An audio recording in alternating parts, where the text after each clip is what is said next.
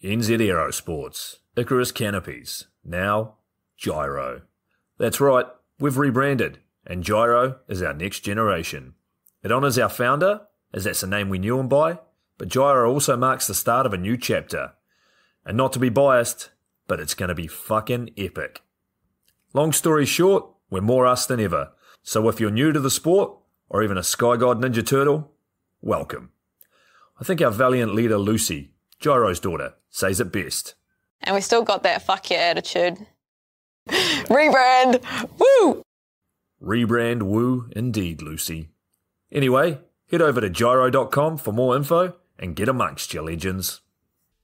I was 19, broke, unemployed, and sold my girlfriend's canopy for drug money. So I thought I better sew her a new one. What a sentence, and what a story. This describes the humble yet outrageous beginnings of NZ Aerosports, the home of Icarus Canopies, in the words of our founder himself. From getting a paratrooper toy from his mom, watching parachutes at the DZ as a 6-year-old, jumping off the wharf with a parachute made from bed sheets, doing his first jump at 16, sewing his first canopy on a borrowed machine at 19, and starting to sell parachutes out of a garage in 1986, Paul Gyro Martin had an undying love for the sky. Our company started with one man with the wildest of spirits in a true blue sky dream, a renegade. In the time that Gyro created and ran the Icarus Canopies brand until he passed away in 2017, he pushed everything he had to its limits. We miss him, and we always will. Gyro is the next generation of NZ Aerosports.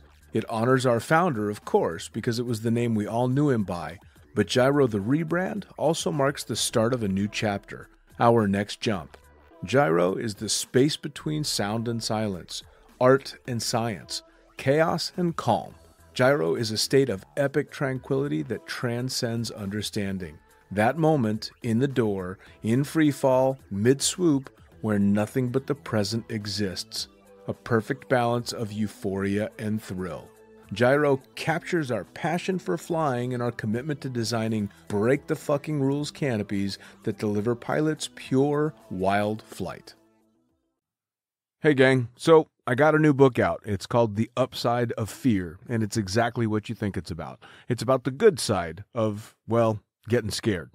In it, we talk not only about the science and biology behind fear, but the psychology as well. And it's not just coming from me, it's coming from some of the best in the sport. Omar Alhigelan, Jeff Provenzano, Maxine Tate, and so many more have contributed their sometimes terrifying stories to the book to help you overcome your fear. So head to the lunaticfringepodcast.com. You're going to find the link to the book there, as well as the other books. It's available in ebook, paperback, hardback, and audiobook right now. Coming straight from the cockpit, it's another episode of Lunatic Fringe with the fucking pilot.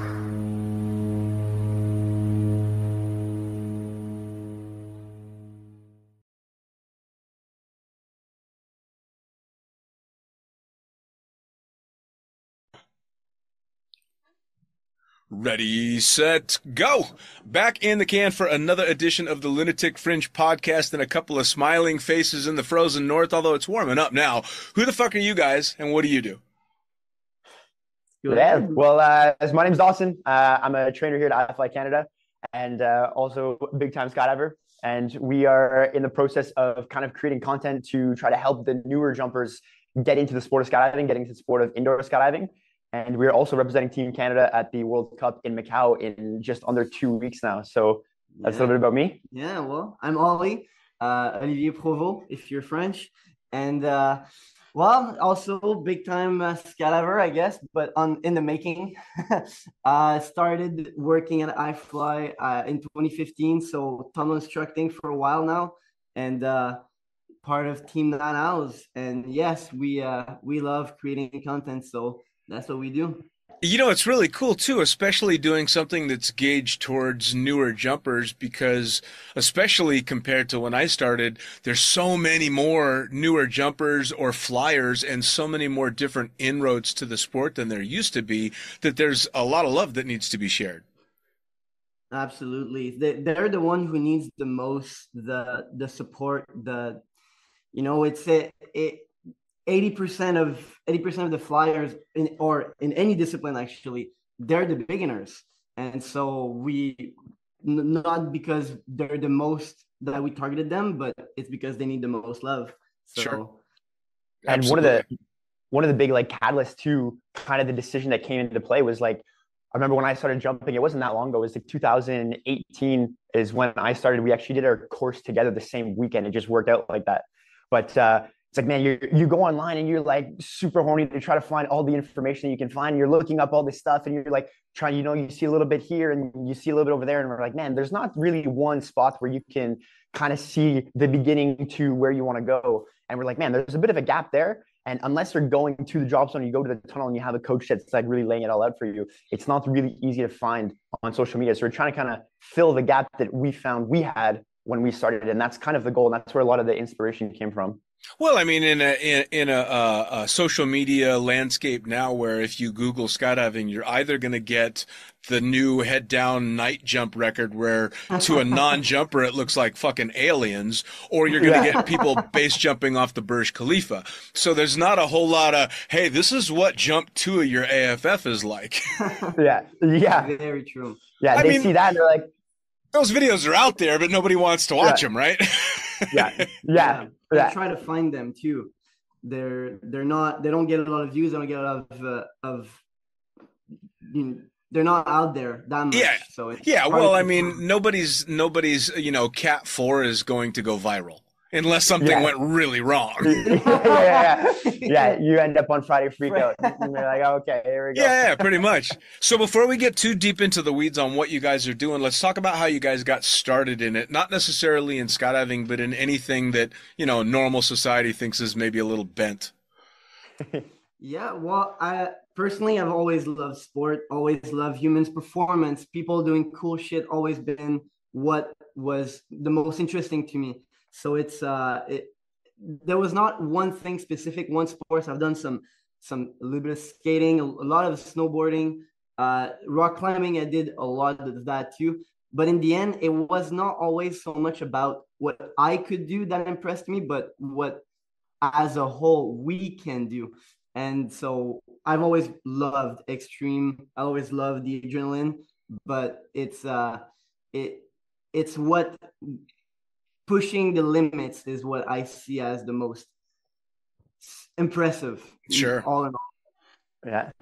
And for me, like I kind of did all the sports growing up as a kid. I tried everything at least once. A big part of my kind of growing up, I played hockey. Coming from Canada, obviously, hockey was a big one for me. And Gretzky, eh? Yeah. 99. So I did that pretty competitively growing up. And then I did judo for a little while. So I competed in judo for a couple of years. But in the back of my mind, since I was a kid, I used to ask Santa Claus to fly for Christmas. My grandma tells this story all the time. I would be sitting in the car with her and be like, Grandma, I want to fly for Christmas. And so kind of slowly that 12, 13 age, I kind of found, Dreamlines 4 on YouTube. And I was like, oh my God, like that's it. That's what I want to do. And so I slowly figured my way out how to like reverse engineer. How do I get to that? And it was, okay, base jumping and wingsuiting. Both of those require skydiving. So I did my first skydive when I was 16 and I was like hooked instantly. I was like, oh yeah, this is unreal. And in the following year, I had the option to do another tandem or go to the tunnel. And I was like, oh man, well, it makes sense to go to the tunnel. I'll kind of figure out how to fly. And I went in there and I saw the instructor go up and I was like, man, one day I am going to do that.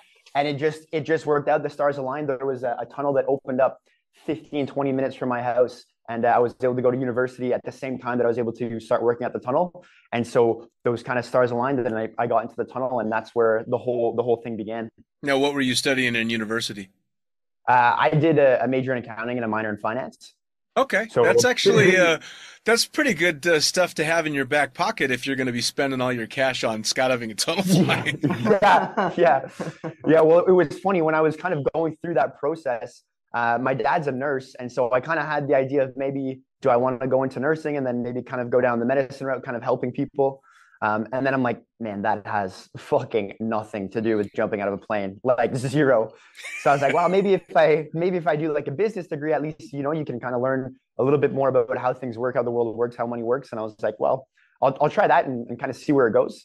Sure. And so I went into school. And when I did my course, we had to do it in Oakville, which is about an hour drive from here. So you'd go to school in the morning from 9 till 3, and then you'd wait till 7 o'clock, drive over to Oakville, train from 8 o'clock at night till 3 in the morning, drive home, sleep for a couple hours. So it was an intense first month, but I mean, I soaked it up. I was ready to go. I was so jonesing.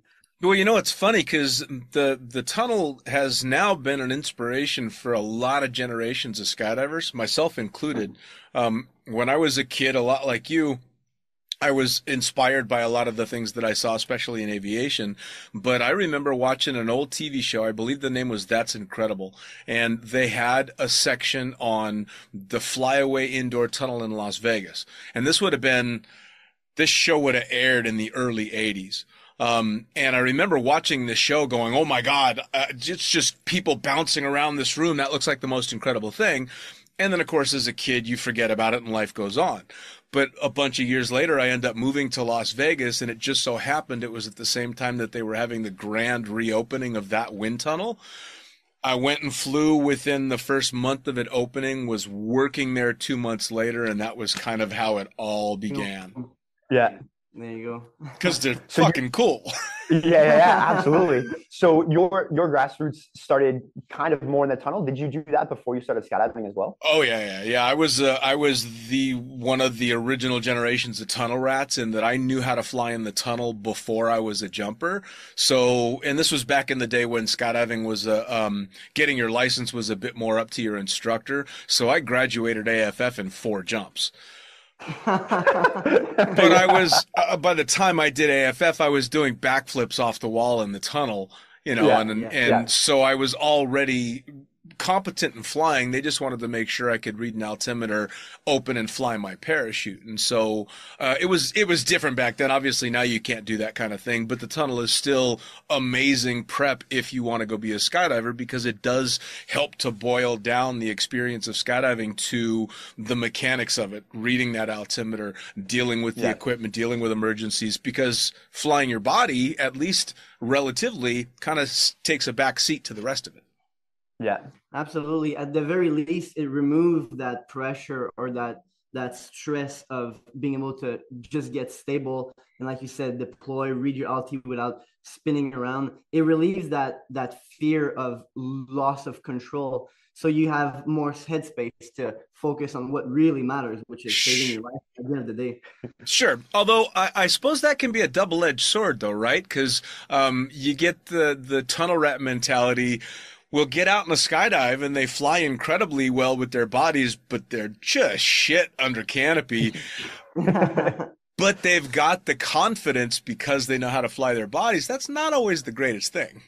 Yeah. In the end, it comes down to the individual. It's not because you know one part of it that you know it all, right? So it's never being what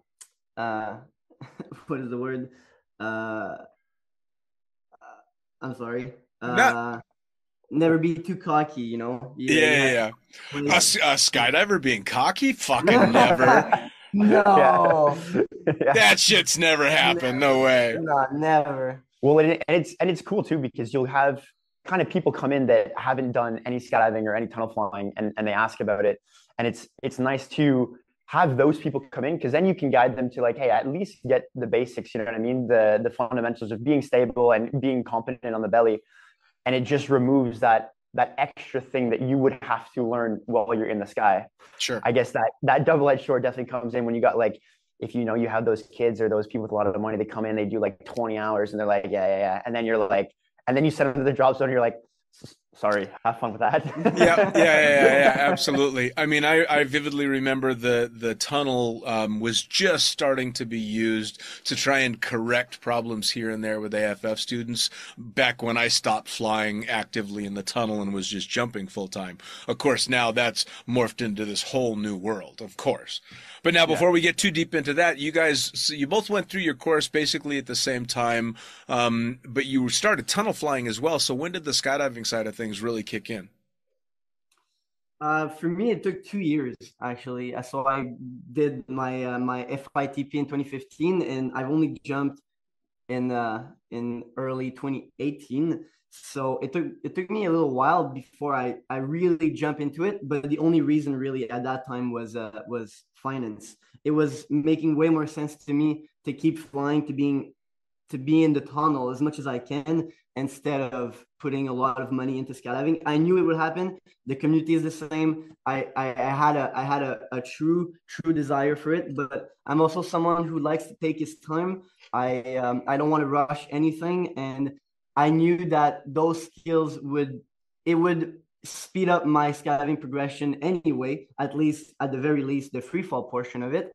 And so I took my time, 2 years, almost three, before I started my jumping career. And even at the early years of my skydiving career, I took it very, very slow. Again, finance was a real gatekeeper, but I was almost every weekend at Job Zone, either shooting videos, seeing people, enjoying the view, soaking up, and being present. Sure. Even though I wasn't jumping that much. You know, there's nothing wrong with taking your time, especially not in a sport that can be as unforgiving as both skydiving and tunnel flying.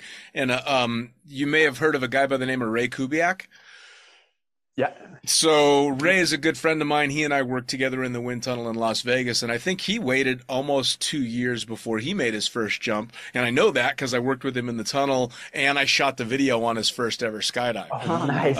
So, I mean, and he's the OG ninja. You know, you don't get much better than Ray. And again, he was in no rush.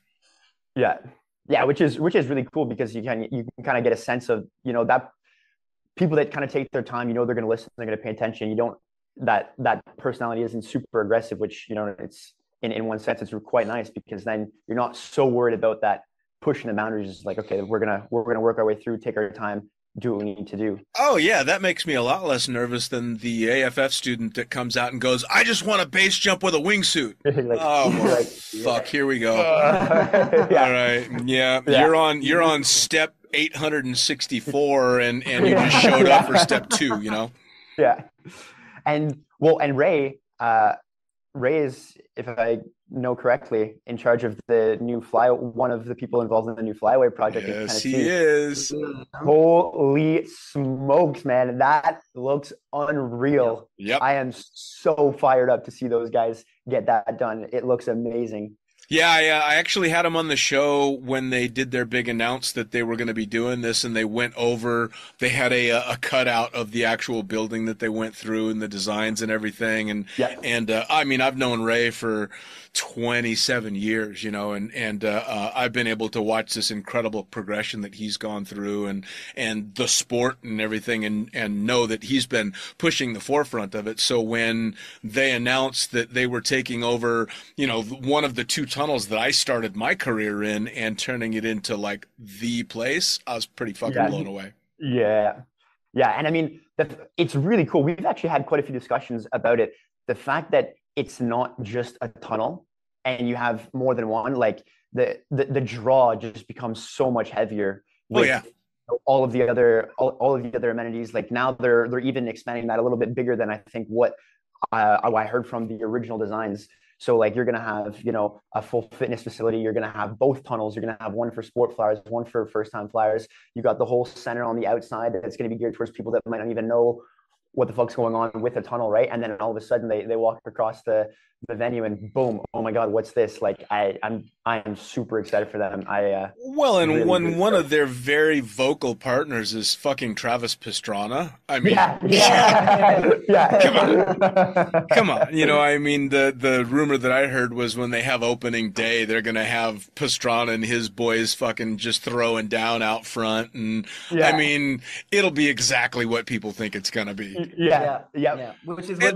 Which is what the indoor skydiving needs right now. Sure. Well, and the multi-disciplines in a tunnel is a really good thing too. Not just the two tunnels, but even like the operation that they've got here in Finland. Actually, they've got two in Helsinki, but one of them that's about an hour and a half outside has not just the tunnel, but they've got a massive wake park, so you can go surf. So it's even more draw for those that might not be attracted to flying in the tunnel. It still gives accessibility for the two people that do and the five that don't. Now they're in the water and they're in the tunnel, and it becomes more of a destination, right?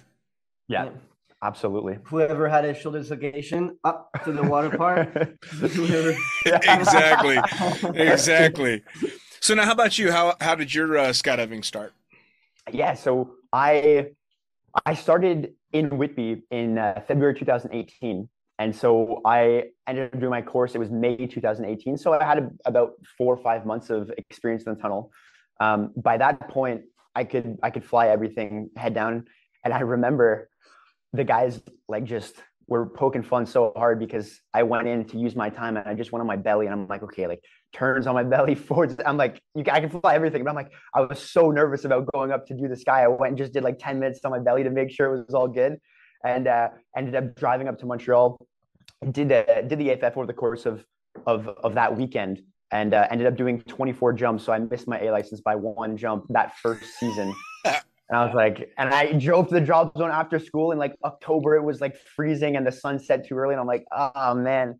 But, and then not 2 years after that, COVID happened. So I really went full tilt into jumping, and my jump numbers went up quite a bit during that COVID time. So I kind of went indoor skydiving, super heavy focus, skydiving, super heavy focus. Now kind of doing a little more of a 50-50, and it's going to start to go more into the jumping scene in the next little while.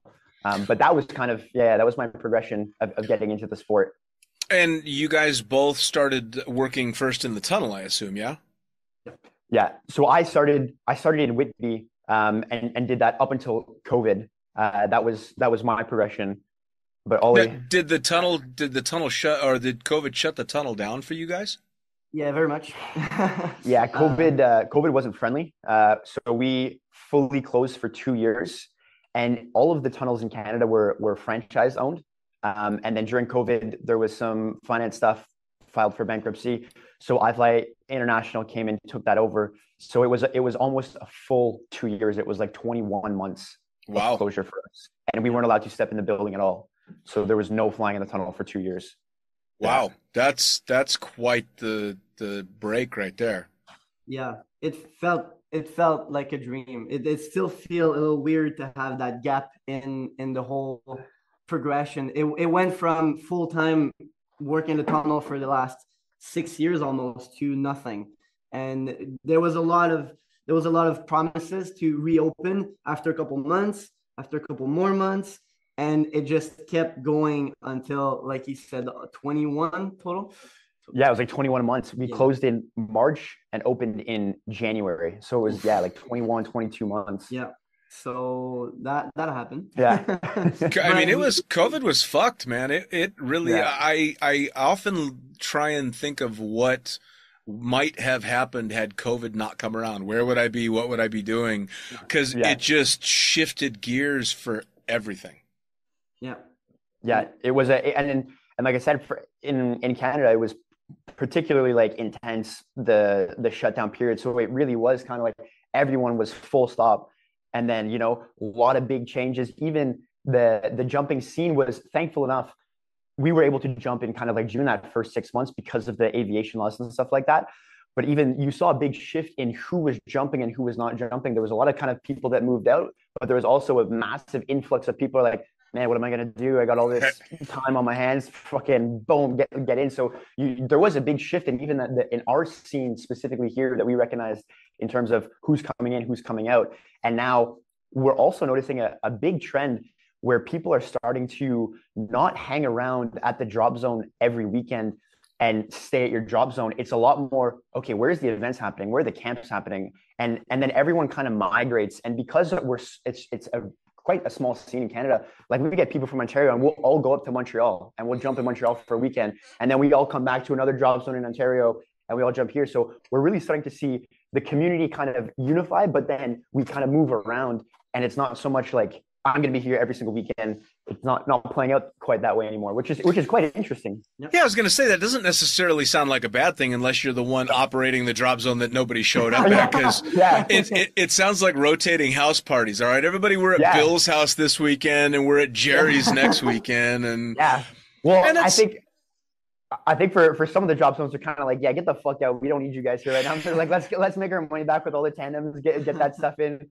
Which isn't necessarily a bad thing either. I mean, that was the one thing that I noticed. I was flying in Dubai when it all hit, and when they lifted the restrictions and we were able to start operating, we were insanely busy with tandems because nobody could travel, and everybody had all their vacation money that they had nowhere to go spend, so they just came and gave it to us, and I flew my fucking ass off once I got back in the plane. It was insane.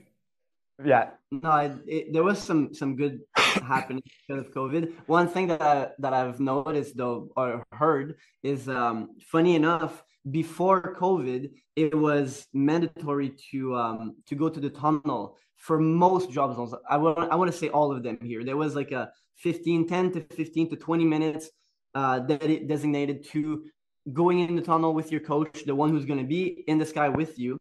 And there was some mixed feeling about that at the drop zone. Some people were saying, you don't need the tunnel, it's in the sky, you need to jump.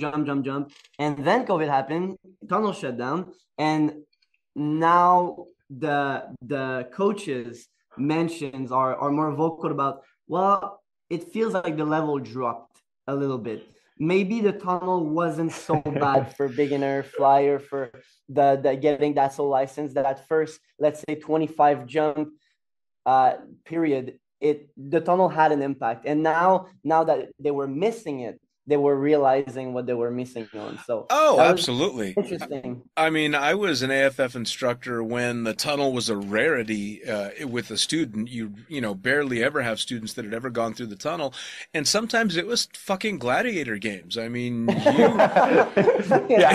it was just a day after day of near-death experiences, and you're like, Jesus Christ, man, this is hard. So the tunnel is obviously an incredible help.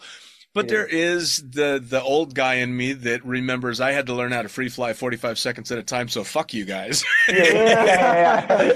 So I was that part of the transitional generation, in that I remember both of them. Like, I had to do it the old way, but I was also tasting the new way as well. So it was, for me, it's kind of fun to see the change.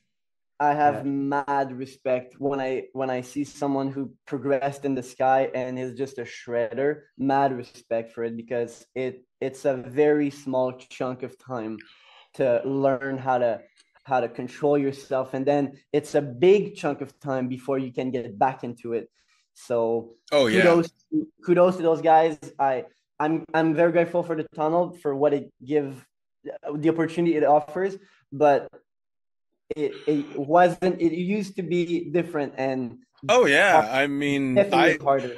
I learned how to free fly watching videos of Olav Zipser and Omar Al-Hijalan delivering pizza, and doing all that. And that's how I learned how to free fly. And cut to many years later, I'm good friends with Omar now. And of course, he progressed right along with the sport that he helped to pioneer. And he eventually obviously transitioned into the tunnel, where he could refine things, because let's face it, you got a lot more working time in a tunnel than you do in a skydive. Absolutely.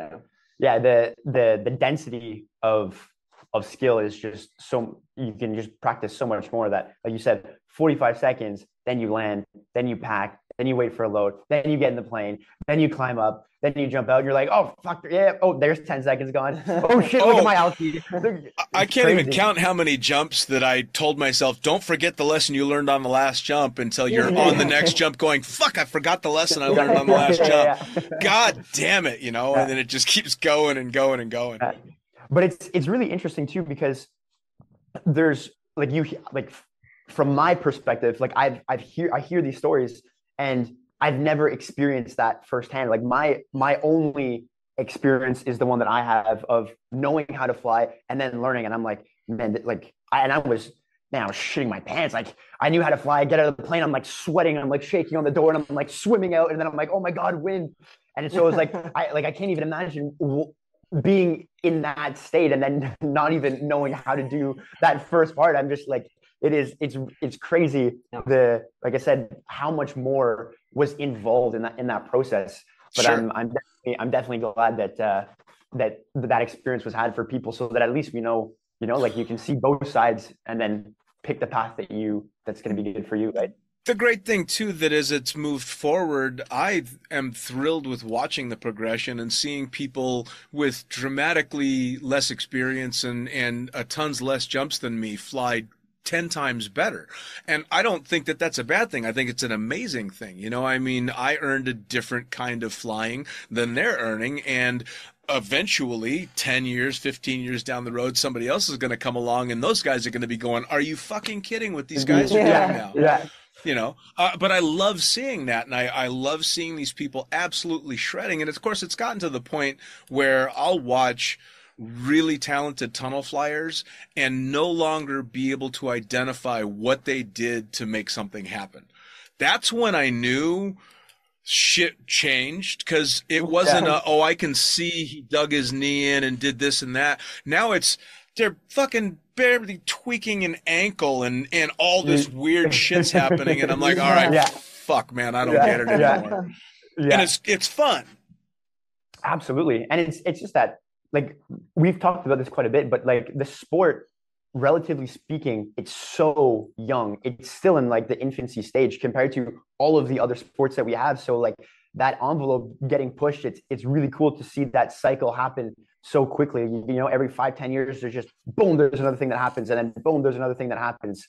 The other great thing too is you'll find yourself in the tunnel or on a load with one of your heroes, who is only 2 generations before you in skydiving, which, let's face it, a generation in skydiving is quite small these days because there's so many more people coming in. But, to find myself flying the airplane with Olav on the back, or I've got somebody like Jeff Provenzano, on board, or I'm watching all these amazing things going, oh, these are just my people. They're just fucking better at this than me. But they're in the same plane. Yeah. It's so important to be open to those changes, to those changes of level and changes in progression. Like he said, the sport is so new. If we get stuck into the mentality of we got it, we got it, this is how it's supposed to be. Of course, like there's the common knowledge, there's the basics, but it's so important to be open to change and to be welcoming those new guys. If someone is 20 years younger, can shred, but have no idea how to fly a canopy, he's great his way. And so the whole mentality of getting stuck into thinking this generation got it all figured out, we don't. Absolutely. Well, and that's the cool thing, right? As you get more experienced in anything, you realize how much more you have to learn. Always, Absolutely.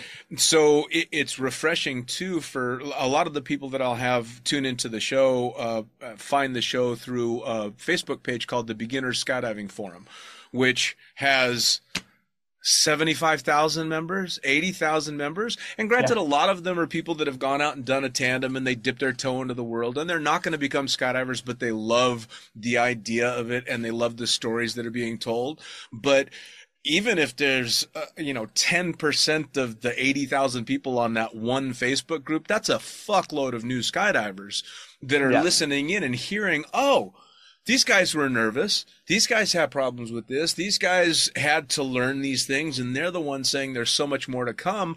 I'm not coming into something where everybody's perfect. I'm coming into something where everybody's still learning. And that's an amazing thing to know you're getting into. Yeah. And I think one of the cool things too is with the progression of that skill of flying coming in, there's almost a new problem that we have, not a new problem, but a new opportunity to add context to that beginner portion of the course. Like when I started, I knew how to fly, but I didn't know how to do an exit. I didn't understand the distance and the approach to getting somewhere. I didn't understand, like I see someone here and I'm like, I don't go there because I'm gonna bomb them, right? And understanding that approach and getting on levels and then breaking off and then understanding like, oh my God, there's canopies around me. So like you have, this kind of super narrow view that people have because they know how to fly. And you have to now try to think, okay, well, the issue is not the flying, it's the opening up that vision for people. So it's like every time there's an envelope, you gotta kind of recheck that baseline. All right, what are the things that might need to kind of add or change, or we need to put specific focus on? And that's a really cool thing too, because you can even learn from the beginning again, which sure. I think is a really cool thing. Well, and in general, most people are exposed to it with very broad strokes, right? They understand the basics of free fall. They're given the body position. They're given the basics of what's going to be needed. And it's usually just the one-on-one with their instructors where they get all right, so when you're going to come in and take a dock with me, you're going to be doing this. So they're giving that minutia and the detail.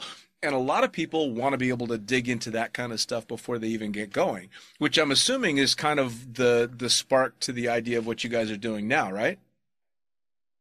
Yeah, it's a big portion of it. We're trying to create the content as if we were getting into the sport. So very much like the first series that we're doing right now, we've called it Journey to A, to kind of hit that very first progression of skydiving. And then it's like, okay, what's the next thing? What are the things that you should look out for? What are the things that you're going to need to know once you have that A license? And our goal is to try to build the content as someone would progress in that sport, and we'll try to hit those important pieces that you need to know at each kind of new level. And that's the idea that we're trying to kind of go into. Now, how is this set up? How have you got things organized for this? Organized chaos. Organized chaos is there's definitely a science to the madness, but it's mostly madness to be honest.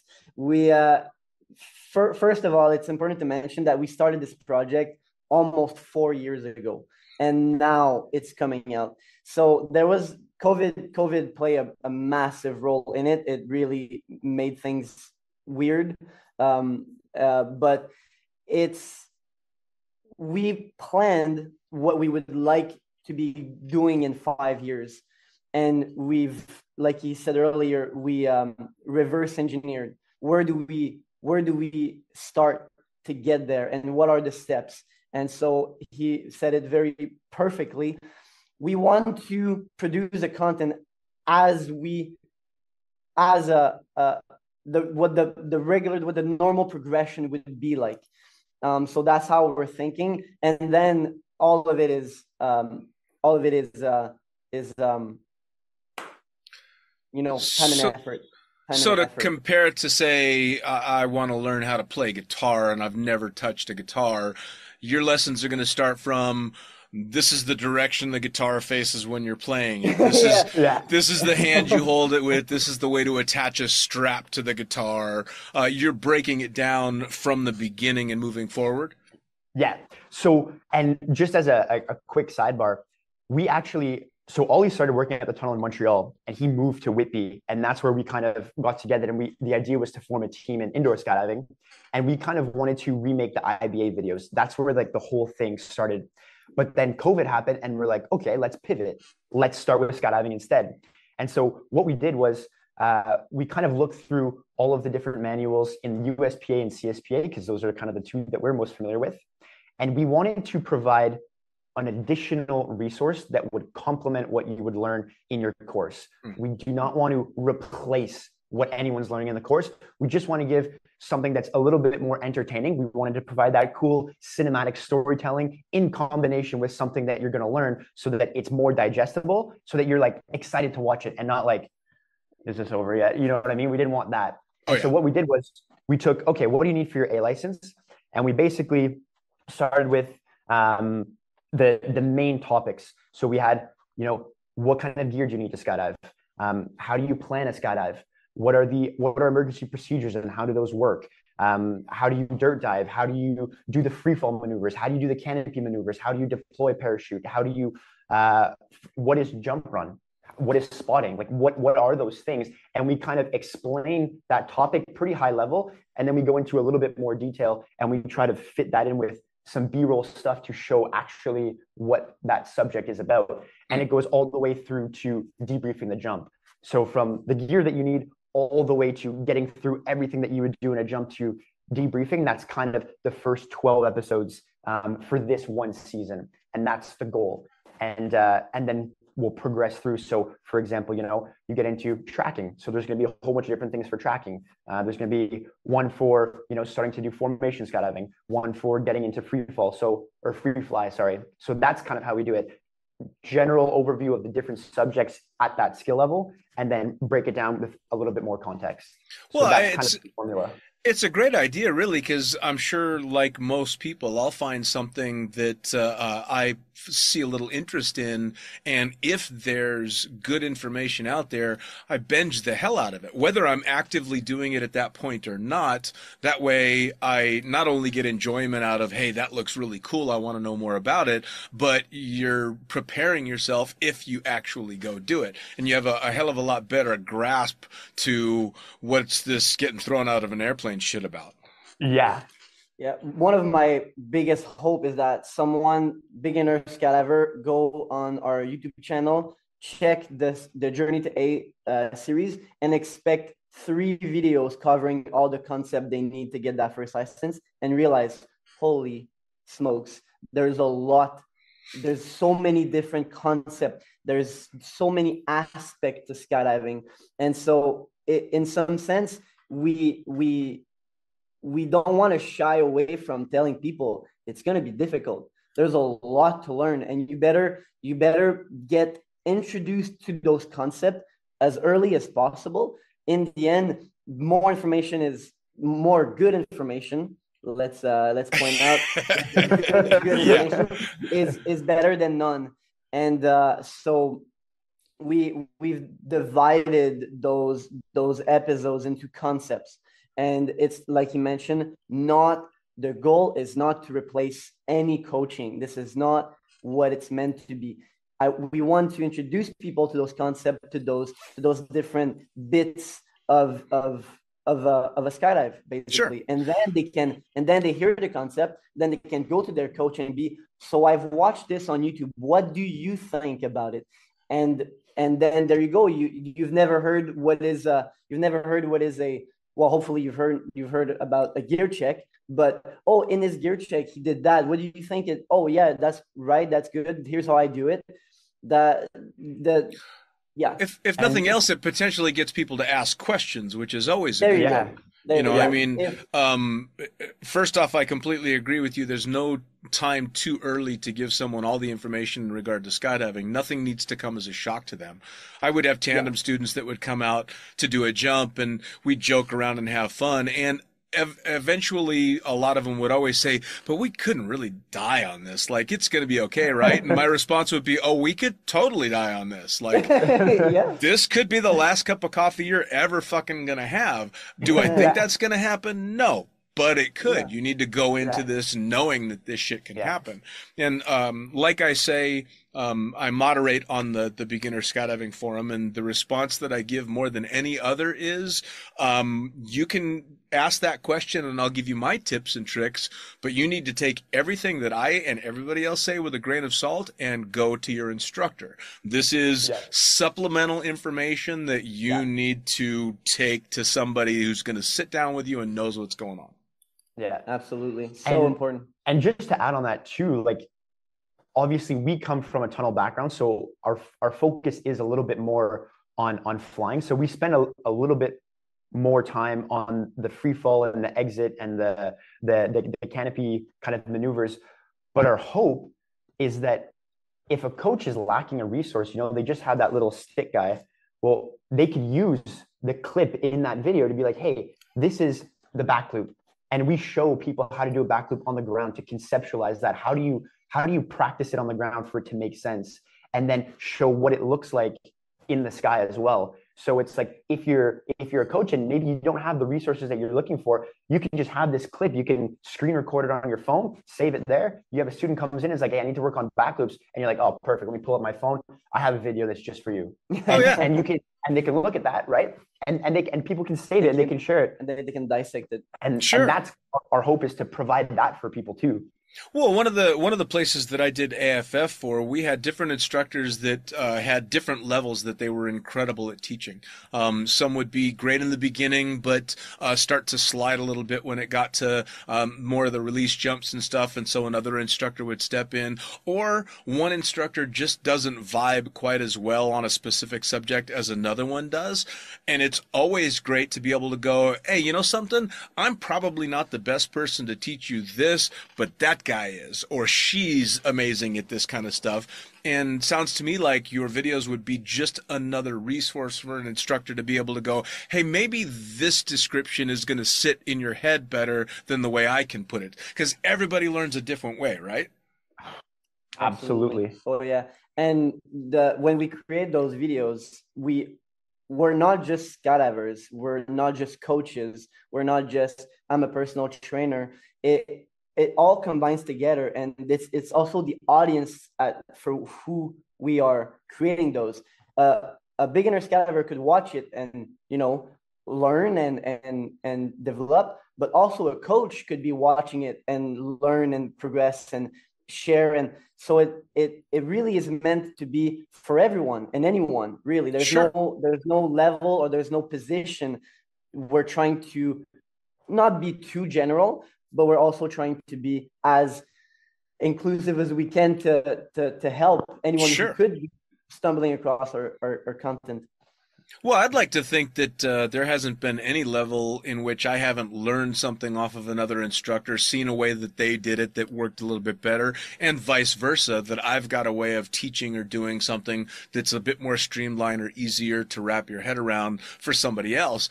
I mean, again, everyone learns differently. Some people need to be told you need to do A, B, C, D, and E, and other people need to be, slid into it gradually. You just got to figure out who you're working with. And something like that kind of gives them the option to find their own lane. Yeah. Yeah. And you have, like I said, you have like the engineer that comes in that's like, man, I need you to break down every single thing and explain each little piece. And then you have the guy that's like, I don't want to hear a word come out of your mouth. Yeah. Just show me what it looks like and I'll figure it out. It's like, okay.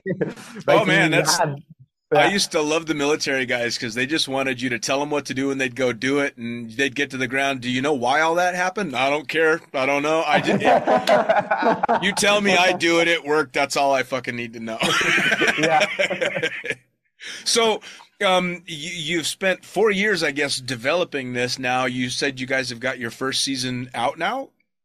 We posted the third episode yesterday. Nice. So it's 12 to 15 because we're not even through. We're 12 to 15 episodes for that first season. And we just started 6 weeks ago to post. So a long time coming project, a lot of background work. But here we are. Yeah. And then the goal will be, skydiving is going to be the first one, but then our goal will be to do the same thing for the tunnel. And we're going to try to build those up kind of together so that the content will kind of match each other, right? So whether you're in the beginning stages of the tunnel or you're in the beginning stage of the skydive, you'll be able to kind of progress through on either side. And that's kind of the route that we're taking. And to that, I would like to add, the tunnel is one thing, the flying is one thing, and the fitness is the platform, the solid ground that unites it all. In the end, a healthy body, a healthy mind will provide. So in that second, let's say, series that we're working on, we want to include a lot of fitness tips and tricks, and to combine all of it together. It's one thing that we see too often. Skydivers are not always looking and performing like pro athletes. They not always have the most and the best healthy lifestyle. You don't say. It comes with the territory, but we want to also lead by example. We've just enrolled in some marathons and some other fitness related, health related projects. So it's definitely going to be a lot more about the body in the tunnel, but outside of the tunnel too. Well, I mean, the bottom line is if you're healthier in cardio, altitude's not going to affect you as much. You're going to be able to handle those stressful situations better. Strength training means you're going to be able to do what needs to be done, whether it be holding those grips or flaring that tandem. You know, I had a good friend that wanted to get her tandem rating many, many years ago, and she couldn't flare the damn tandem. So I spent months with her training her on how to strengthen her upper body and triceps to be able to manage a tandem flare. And then, of course, you have to teach the finesse involved, but you still have to have the muscle. Finesse only gets you so far. Muscle only gets you so far. It's got to be a meeting of the two. Software and hardware. You know, you have to have the program, but you have to have the CPU to run it. It is what it is. Without a doubt. And with the tunnel, I mean, let's not kid ourselves. Skydiving, tunnel flying, it's expensive. So the more work you can do outside to make that as efficient as possible will also benefit and save you money in the long run, right? Because if you physically can't get past here, well, you know, it's going to be kind of hard to figure out how to fly on your back. You will learn to compensate, but you will always be in that zone of compensation because of your inabilities or your physical limitation. Sure. So it's got to all come together without a doubt. So now people have heard what the plan is and what's going on. How do they find you? How do they find the YouTube site? How do they find you guys specifically if they want to come fly with you in the tunnel? All that stuff. Bodyflight Spotlight on YouTube, on Instagram. That is the place to go, and that can lead you to all the side little stories and quests. Personally, Oli Pro Flyer on Instagram. That's my username. Yeah, I'm DVWSONNN. So it's Dawson with a V instead of an A and 3 N's at the end. And in terms of the tunnel, so we currently work out of iFly Whitby. But the best way to do that, if people want to come fly with us, is to send us a message on Facebook or send us a message on Instagram. And we kind of post all of our stuff through there. So if we're doing events or we're doing camps and stuff like that, it'll all be through the Facebook platform is usually kind of where everyone goes the most. But yeah, Bodyflight Spotlight on YouTube is where you guys can find out all that stuff. Awesome. And before I let you go, we'll finish it off by you telling me you guys are getting ready for a big competition in 2 weeks. I forgot to ask about that. So tell me. Yeah. Don't remind us. Yeah. So we had our Canadian Indoor Skydiving Championships in November. And so we placed second, but we won the Canadian titles because the Fanatics came and visited us and just absolutely destroyed everyone. But we still got to represent Canada. So we're going to go represent Canada at the World Cup of Indoor Skydiving, which is going to be in Macau from April 16th to 19th. And we're going to be going there and competing in dynamic two-way. So we're flying out in just over a week and a half. And we got a free routine that is still in the works, and hopefully it's ready by the time we get there. And then we'll be doing our speed rounds too. So that's coming up quickly. So we're really excited about that. Watch out for the green and red suits. Yeah.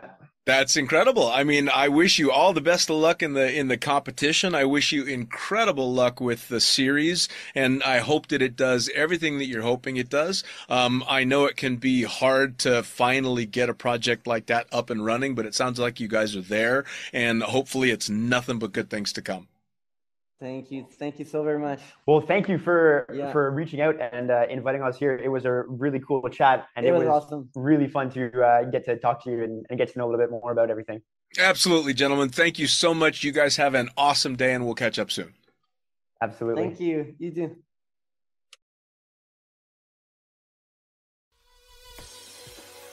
Well, there you have it. Another episode of the Lunatic Fringe podcast brought to you as always by, well, wait, not as always, actually. Brought to you now by Gyro. Formerly known as NZ Aerosports, you'll head to gyro.com for their next level line of canopies. By Pussfoot, the Extreme Sports Collective. Head over to pussfoot.com to check it out. By Summit Parachute Systems, check out summitparachutesystems.com to talk to Jarrett Martin and the gang about kick-ass pilot rigs, rigging courses, and more. By Flyaway Indoor Skydiving, go to flyawaytn.com and check out all the cutting-edge stuff to come. By Pure Spectrum CBD, head to purespectrumcbd.com to check out their wide range of CBD products. And as for us, head to the lunaticfringepodcast.com to listen to any of the hundreds of episodes currently available, hit the link for our YouTube channel, pick up your copy of the Lunatic Fringe book or The Accidental Stripper, and get a sneak peek at upcoming guests. Once again, thanks for listening, and we'll see you next time.